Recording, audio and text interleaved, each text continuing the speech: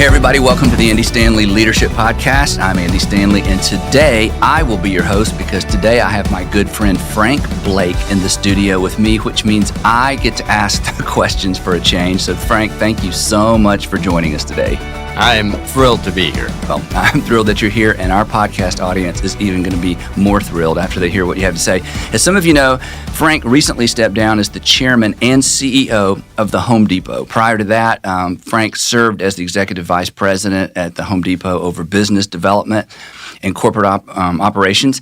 Frank previously served, and this is amazing, this is why we're so honored to have you here today, you're part of it. He previously served as the Deputy Secretary for the U.S. Department of Energy, General Counsel for the EPA, the Environmental Protection Agency, Deputy Counsel to Vice President George H.W. Bush. He worked with Jack Welch at General Electric. They continue to maintain their friendship, and Frank's got lots of Jack Welch quotes. Maybe he'll share one with us. He's got his undergrad from Harvard, so he's way more educated than anybody in the studio today. His law degree from Columbia Law School. It goes on and on and on. Serves on the board of directors for Delta Airlines, Procter & Gamble, Grady Hospital, for those of you who live here in the Atlanta area, and also one of our favorites, the Georgia Aquarium. His wife Liz worked as general counsel for Habitat for Humanity International until recently, and they are quite the power couple. And Frank and I actually met through a mutual friend over lunch a few years ago. We've stayed in contact ever since. And in a minute, if I'll quit talking, I'm going to let Frank talk a bit about the culture at Home Depot that he walked into, the trends that he inherited when he took the job. But first, I want to just give our listeners, if it's okay, Frank, just a little bit of context. We have lots of business owners, entrepreneurs, pastors, people who work in larger organizations. But just to give some scale and some scope for the environment that you stepped into at Home Depot, Home Depot is an $83 billion business, $83 billion, over 2,200 stores. And then this is what is most staggering to me, 350,000 associates. Think about that, 350,000 associates, which means for you football fans, if you rented the AT&T Stadium, or we used to call it Cowboy Stadium in Dallas, it seats about 85,000 people, you would need 4 AT&T stadiums for all the people who are associated with or who work with Home Depot. So it's quite an amazing organization. It's much bigger than most of us can imagine, and yet you stepped into the role as president and CEO. So just to get us started, Frank, tell us just a bit about how you became CEO. That was a surprise to you, as you'll share with us in just a minute, and a little bit about the situation that you walked into. Great. And again, I'm thrilled to be here. I view this as a bit of a testimonial for reasons I'm going to set out in a second. When I got this job, and it's a testimonial to Andy and the Leadership Podcast and what Andy teaches about leadership. And let me set the scene. In 2007, when the board of directors at Home Depot called and asked me to be the CEO, at that time, I had never had experience as a line leader of an organization. I had had staff positions through my career. Andy gave a little bit of the background to that. I'm a lawyer by training. I had had staff positions, moved into business, but they're all staff jobs. In addition to that, I didn't have very deep retail experience. I've been at Home Depot for 4 years, having worked at GE. And the transition at Home Depot was not a slow transition. It was the board calling, saying, you're the CEO, and literally the next day stepping into the job. So you didn't see this coming at all? Did not see this coming at all. It was nothing. You drive along at night thinking about things. I never thought about being the CEO of Home Depot or, frankly, the CEO of any company. And while let's just start at the bottom and work your way up, right? Exactly. And so while I had worked with some great leaders, and Andy referenced some of them, I hadn't given a lot of thought to leadership and what it was, how to think about leadership, never mind how to lead an organization of 350,000 people. I remember, and it is one of the most vivid memories that I have, is flying back, and the great thing about being CEO is you get your own plane. So I'm flying back on the company plane from the board meeting where they made me CEO, and I have to speak to all of our 350,000 associates over Home Depot TV the next day. I'm flying back on the plane, and I'm thinking through, what am I going to say? What am I going to say?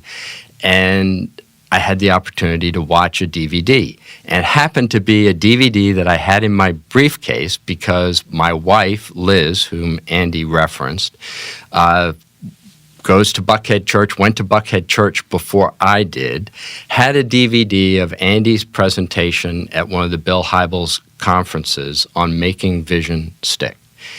And I put the DVD in and watched it on the flight and thought, that is the most intelligent, straightforward, comprehensible, inspiring description of what leadership is about and how you cast a vision for an organization and then live that vision and celebrate the vision.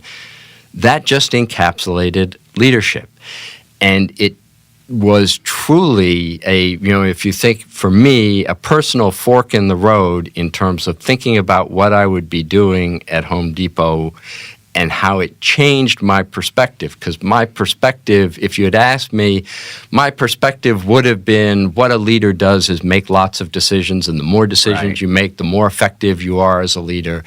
And listening to that description from Andy really changed my entire perspective on the job. And I'll say this because Andy's too modest to say it. Again, I've had the opportunity to work with amazing leaders in business, in government, and elsewhere.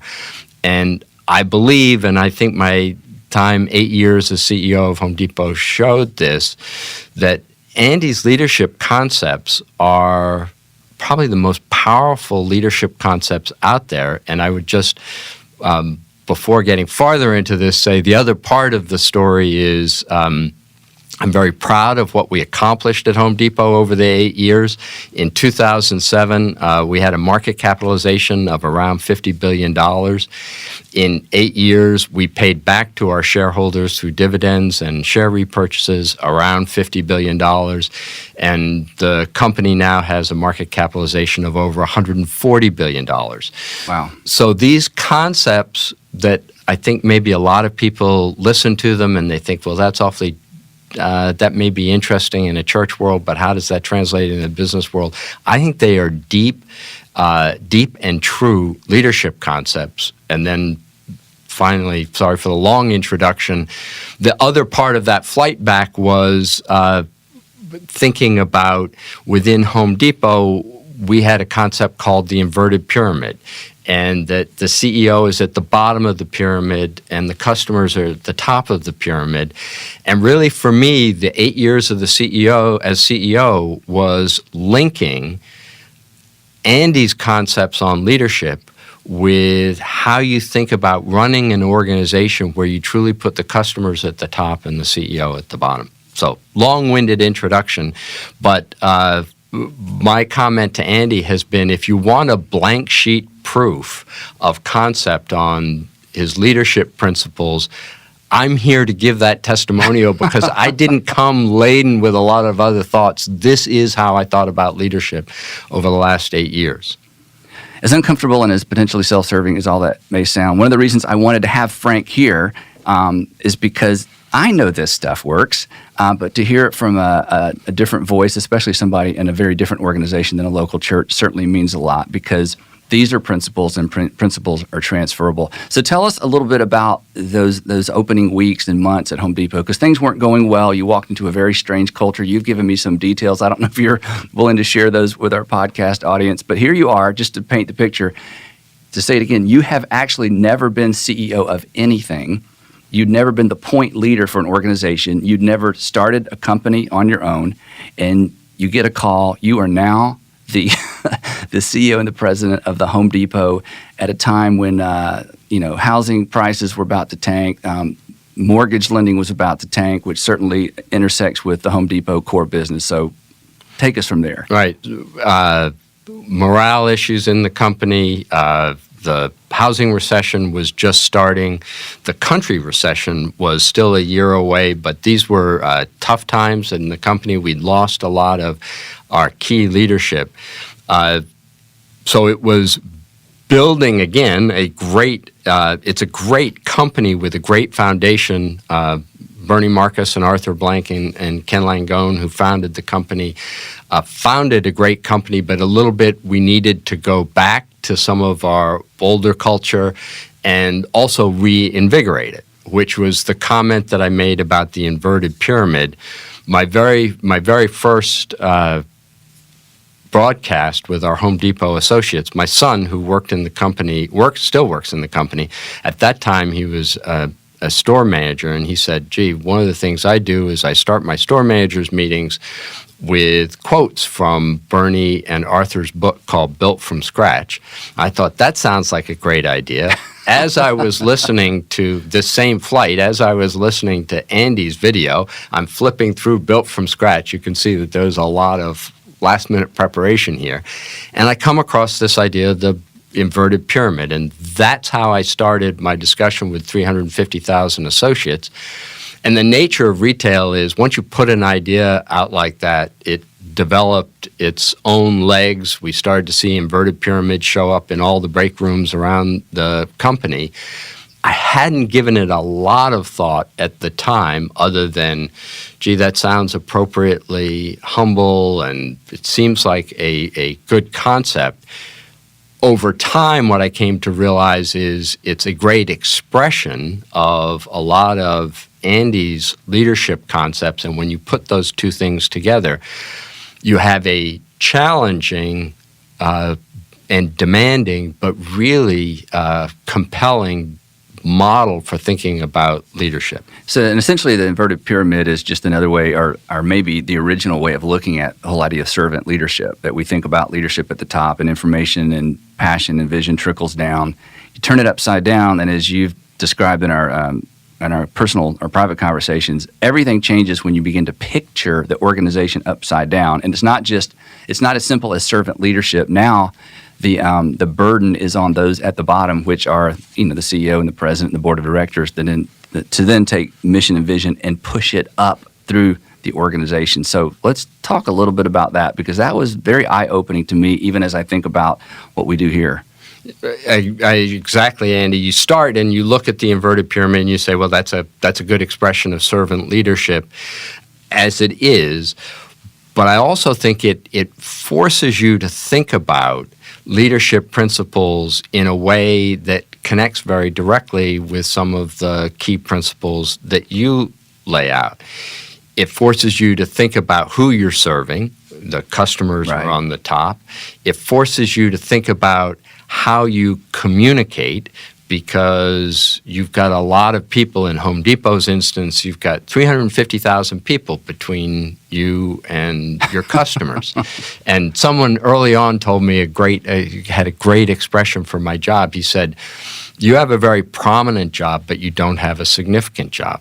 The only significant jobs in your organization are the jobs that interact with your customers. Wow. You're the person who gets to go out and speak to the analysts and the community and things like that, but the significant jobs in your company are the folks who interact with your customers every day. So how you communicate with those associates, eventually to your customers, really determines how successful you're going to be in the business, and how you listen to those associates and those customers determine how successful you're going to be.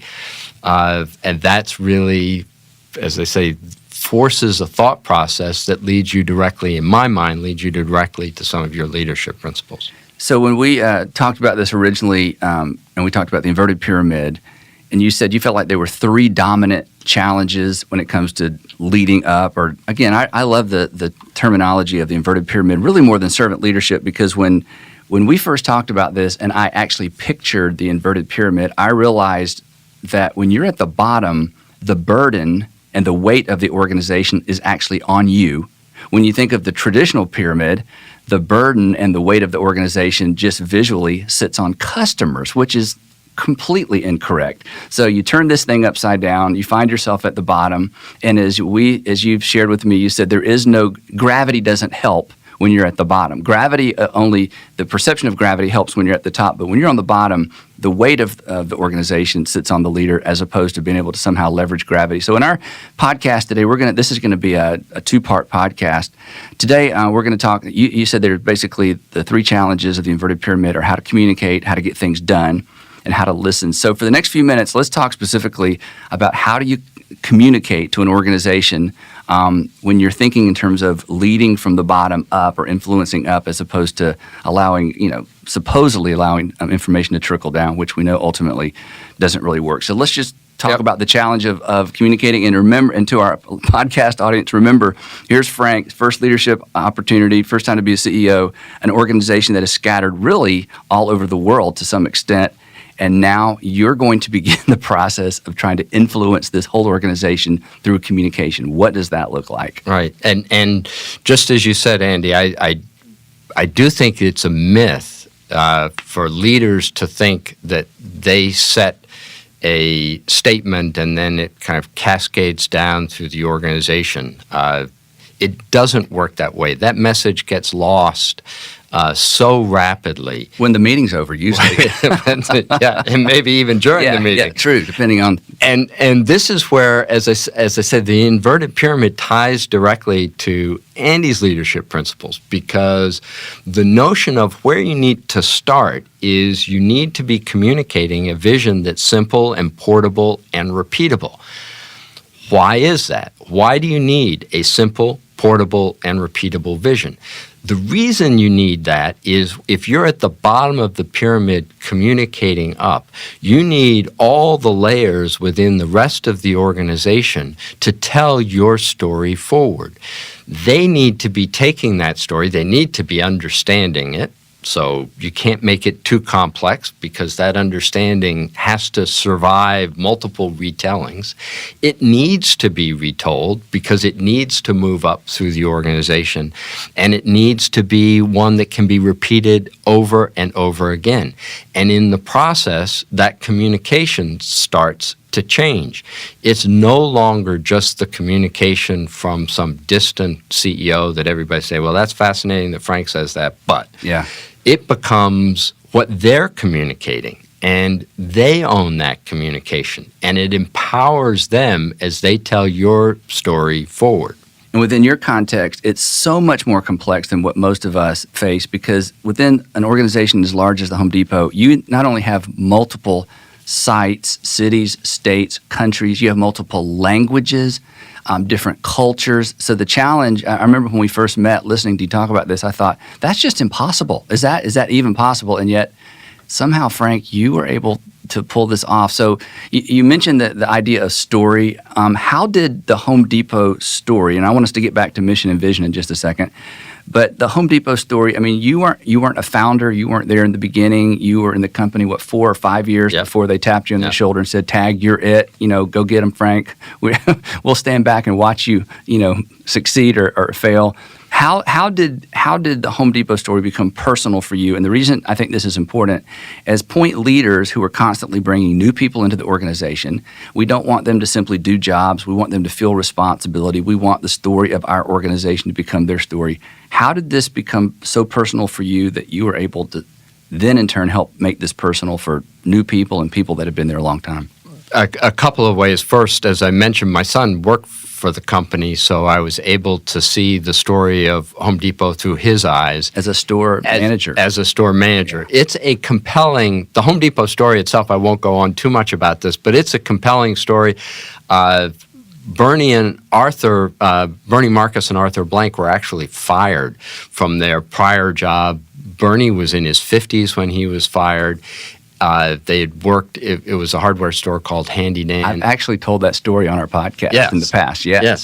So from being fired, they went and set up the Home Depot here in Atlanta. And it's very much a entrepreneurially driven success story.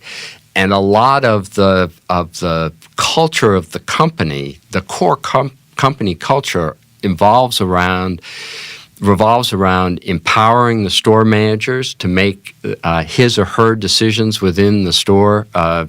Bernie and Arthur had a great expression. They said to the store manager, pretend it's your name on the front of the store, not Home Depot, and that's how you need to treat your store. And I spent a lot of time, so between spending time with my son and the other associates in the company, you realize the power of giving people an opportunity to succeed within a business like Home Depot. every single one of our division presidents at Home Depot started as an hourly associate in the store. Wow. So you've got an enormous opportunity to succeed if you're willing to work hard.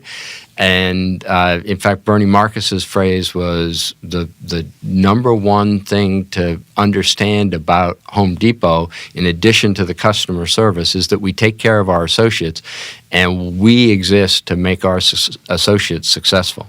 So you were able to basically go back and leverage some of the history, Exactly. personalize it, Yep. put your own terminology around it. But so you kept you kept the foundational concepts, and then I guess brought them up to date, personalized them, embraced them, and on you went. And I think that that's an opportunity every single business leader has, whether it's within a division or department, a franchise. You don't have to be the founder for it to become your story. Right. And I think that's a big part of the takeaway from this. And again, and I didn't ask you this privately, so I don't know if this will make it to the podcast, but was it difficult for you to walk in and find yourself leading men and women who had been there not only longer than you, but began as hourly folks, when in fact you stepped in middle management? Here's a group of people that had paid to some extent a higher price to get to where they were. Was that a challenge? Or Absolutely.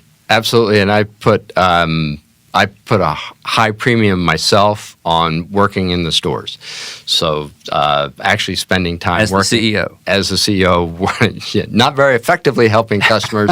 In fact, as I moved towards retirement, one time I was working in a store here in Atlanta, and the cashier came up to me in the break room and she said, "Frank, I just got to tell you this. One of my customers came up to me as he was checking out and said, 'Does Home Depot have a new program with AARP?'" Because there's that old bald guy loading cars out in the lot.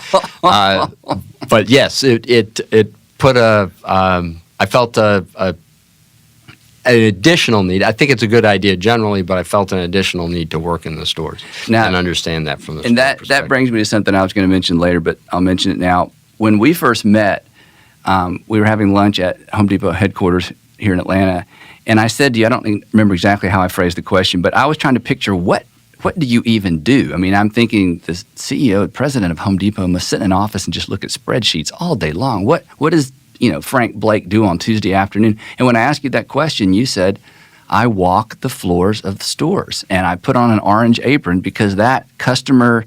The relationship with the customer is everything, and I've never forgotten that. I've shared that so many times that every organization has critical events.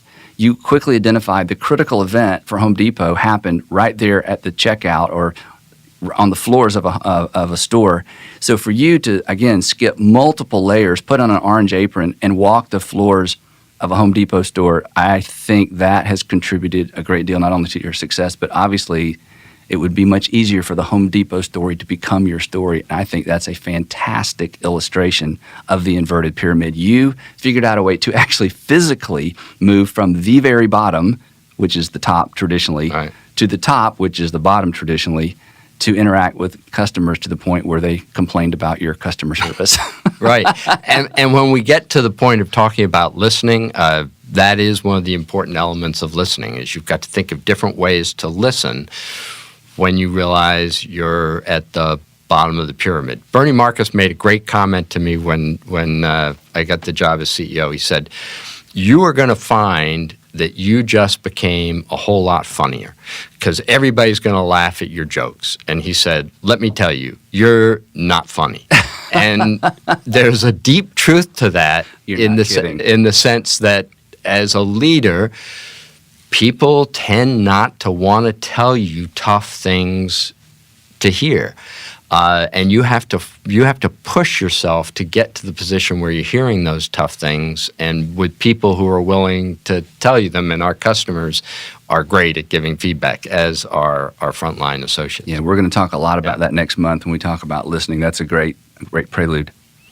So getting back to the mission vision piece, the vision has to be portable, memorable. So where did you land with Home Depot as it relates to mission and vision? What was that portable takeaway? So our vision was set to be the best customer service retailer in the world.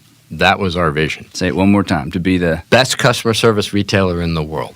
And The most powerful thing, and if there's just one part of that initial DVD listening to Andy talk about leadership that took up a lot of my time at Home Depot, but I believe was one of the most important things we did, was you set the vision, but then you have to live to the vision, and then you have to celebrate the vision.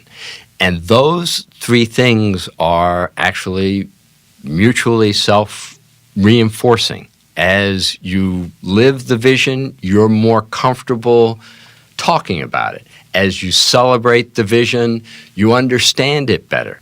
And I spent personally a lot of time at Home Depot celebrating people who did great things on customer service. Every weekend, I would spend an afternoon just writing handwritten notes to our associates for great things that they had done all over the country, Canada, Mexico. We did videos every week that would take the best example of customer service and broadcast that video to all of our associates. We had special customer service awards. There is a very common saying in business that you get what you measure. I believe that. You get what you measure. I think the brilliance of Andy's discussion of leadership is, I would amend it by saying, you also get what you celebrate. And for me, that was not a natural learning. As Andy said, I'm a lawyer by training. That means, I live in shades of gray. I don't tend to celebrate and get excited. It didn't come naturally to me. And the celebration is the most important thing you do, because when you think about one of your jobs is, how do you get people who are working in your organization to understand what you want? The most powerful way to do that is to celebrate them when you catch them doing it. Right. And that is so powerful, because it's not it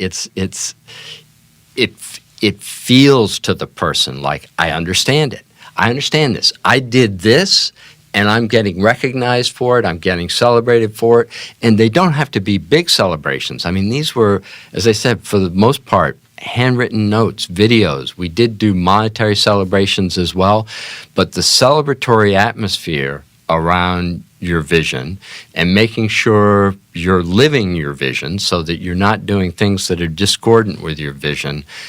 Again, when you think about leading an organization from the bottom of the pyramid, that is the best way to get the associates at the top of the pyramid to understand, because they internalize it and then they celebrate it. In fact, we had a program within Home Depot where the associates could celebrate themselves for great customer service. How did that information get to you? Because obviously you put a lot of time and thought. Right. It's one thing for me. I can walk the halls of a local church and catch people doing things, pat them on the back, write a note.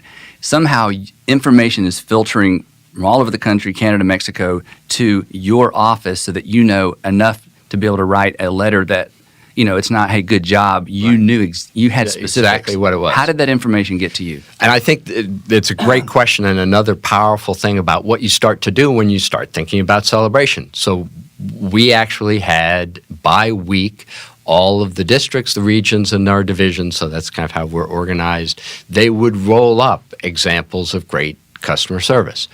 At the start... This was part of their job description. This was part of what they did. At the start, to be honest, it didn't.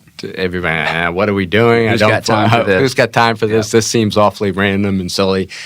And then, just as one would predict from your principles, it started developing a momentum of its own. People wanted to be on the list of what got rolled up as the greatest thing in the district, the greatest example. And I mean, we have just amazing associates in the company. And because they were stories about customer service, people want to do great things for customers. People want to feel empowered to do great things for customers. So it actually reinforced what, a strong company culture should be in any case. But it took time for it to fully, get get itself rooted. But once it was rooted, it was completely It self-sustaining. became part of culture. Absolutely. Now, there's so much to unpack in all of this, but here's something that ran through my mind that perhaps a lot of our podcast listeners are thinking. You took time away from something else you were already doing. I mean, there's not big empty spaces in the day where we sit around going, wonder what I'm going to do today. So you took time away from something else to write handwritten notes. You're having to read these stories so that, again, they're personal, they're specific. So on average, and I know it's just an average, approximately how many handwritten notes would you do, say, in a week? Around 100. 100? So, and again, if I was just writing the same note over and over and over 100 times, I can't imagine doing that. But again, processing the specifics of the story, that's unbelievable. And the other reason I think this is so important is, when you laid out as the vision for Home Depot to be the best customer service retailer in the world, and you're looking at this enormous flywheel asking the question, how do I even begin pushing this? How do I not push this down through the organization, but push this up through the organization? I can't think of a better way of taking your energy, your time, and your influence, and again, sort of fast-tracking it all the way to the front lines of the stores than writing these notes. That's just amazing. And I would imagine your direct reports, as your assistant is saying, "Sorry, we can't interrupt Frank. He's writing notes to employees, and again, these notes begin to show up on the front lines and in the stores." I imagine that influenced them as well. I mean, did other people start doing this? No, exactly, Andy. And I loved your use of the word flywheel because that's exactly what happened. Started to see division presidents writing notes, regional vice presidents, district managers, store managers, as others see the power of that recognition. Yeah, and so this really, again, earlier we talked about, with the inverted pyramid, we have to think in terms of pushing things up rather than things trickling down. But this was something you were able to actually push up through the entire organization. Exactly. And I'll admit to at the start wondering, so I've bought into your concepts in theory, and then there were periods of time where I wondered, all right, is this really worth the time? And so I'm writing all these handwritten notes. I go, okay, maybe I'm not, is this worth the time? And the switch point for me was I was walking a store, and an associate came up to me, and this was early on, and said, I received a note from you. Would you mind rewriting it to me? And I said, okay, sure. And they said, well, I said, why? And they said, well, I saw the note, and it looked like a handwritten note, but everybody said it couldn't possibly be handwritten. Oh, my It gosh. was auto-penned, and so I put it under water, and sure enough, the ink bled, and I need a new note. And So they didn't believe it was right, coming and I from thought, okay, that's it. That's a sign of it's that celebration, because I'd say the other corollary to the leadership principle on the celebration is as a leader, when you celebrate something, you're investing a part of yourself in that celebration. And the people who work for you see that.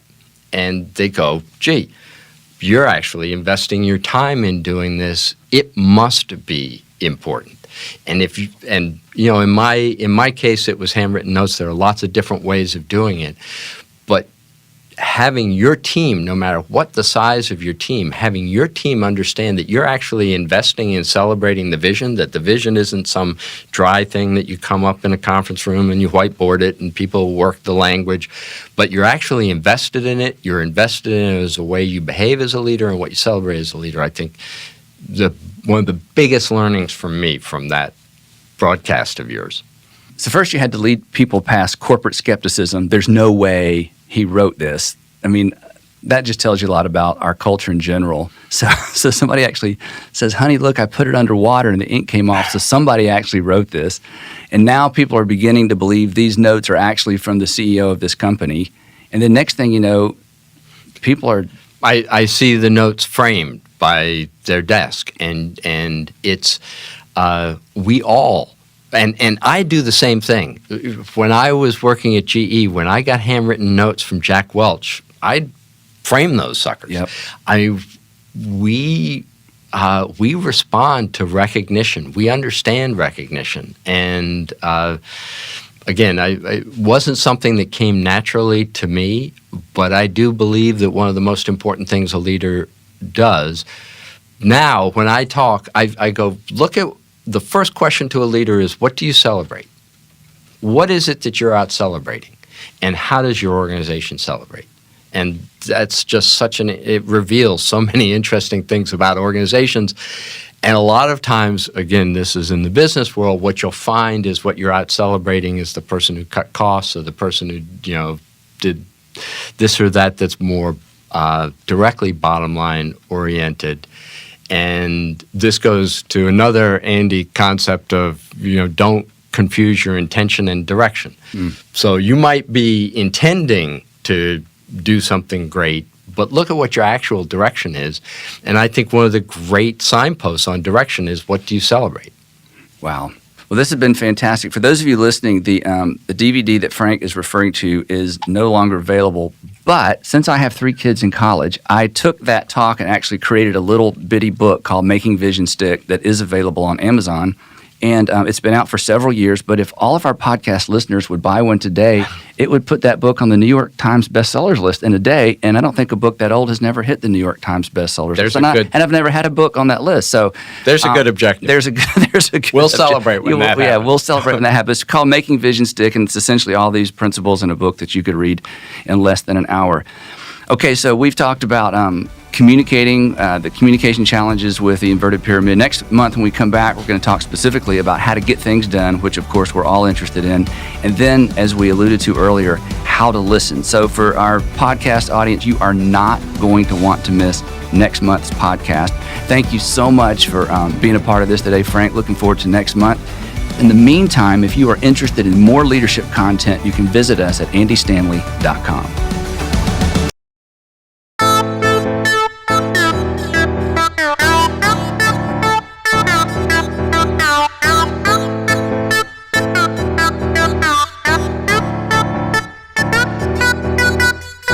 Hey, brandy baby in the high heel on. You give me favor, I life never ever know. You are sure to brought us up, love less. I like the brew up.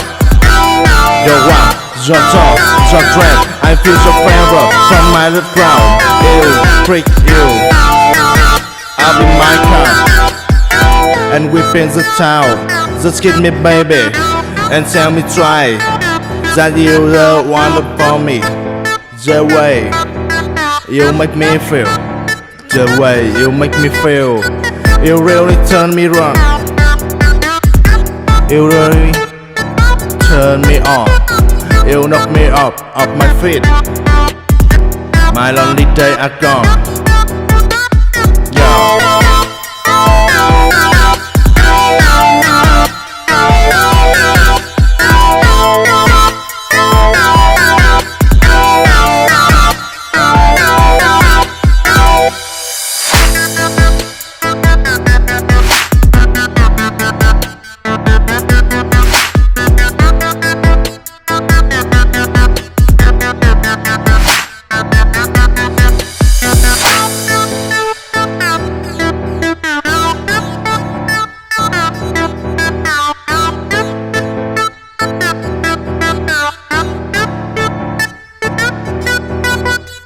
Hey, brandy baby in the high heel on.